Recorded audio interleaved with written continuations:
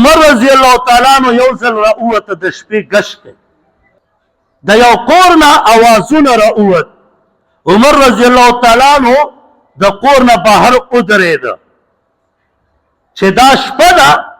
او د کور کې خبرې کېږي او خبرې دا خطې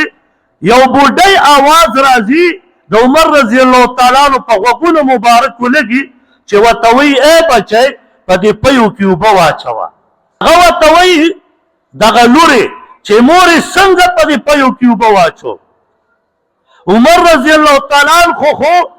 فیصله سناو کړې ده چې پیو کې اوبه نه اچوئ حکم یې کړی دی دا بوډۍ ورته وایي ای لورې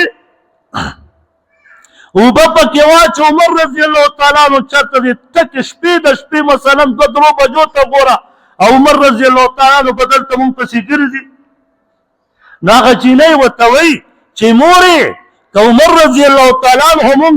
نه ویني او شته نه نو د عمر رضی الله تعالی عنہ رب خو شته که نه هم وویني عمر رضی الله تعالی عنہ ګیټ وټکاو ګیټ یې وټکاو هغه بوډۍ راووته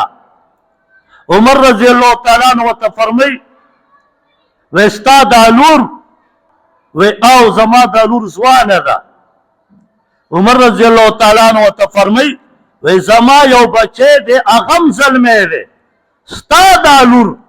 چې دومره اخلاصمنده ده دا زما دې زوی ته په نکاح ورکړه هغه لورې عمر رضی الله تعالی عنہ ته د زوی ته ورکړه عمر رضی الله تعالی عنہ به چې کلم کور ته راتله نو دې خپلې انګور ورته وایي انګور ته به یې ویله چې انګورې ما ته هغه ټکې کله کله وایه چې زه ځم او د کور نه وځم هغه ټکې ما ته وایه والله ما ته پرې ډېره تسلي کېږي داسې راته وایه چې که عمر نشته نو د عمر رب خو شته که نه هغه مې ویني عمر رضی الله تعالی عنہ ته په دې ټکي تسلي میلاوې ده